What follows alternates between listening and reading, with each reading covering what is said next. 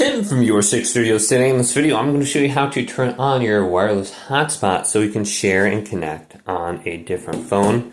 So I have my Google Pixel Android phone right here. I'm just going to swipe down from the top right and then go to settings right here and select this.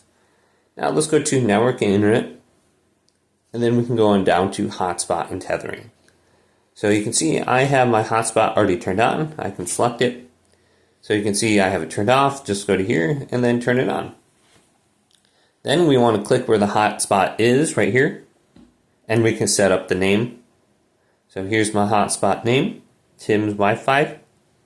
And then we got the security right here for the password. We can just tap it and reveal the password or change that if we want. It says turn off hotspot automatically when no devices are connected. So we have those options under here. And then you can just simply connect to this on your other phones. Now you're going to be connecting to this hotspot using Wi-Fi. So go to your Wi-Fi and then search for your Wi-Fi, and you should be able to see Wi-Fi. So just enter in the password for your hotspot and you should be good to go. Hopefully this video did indeed help you out.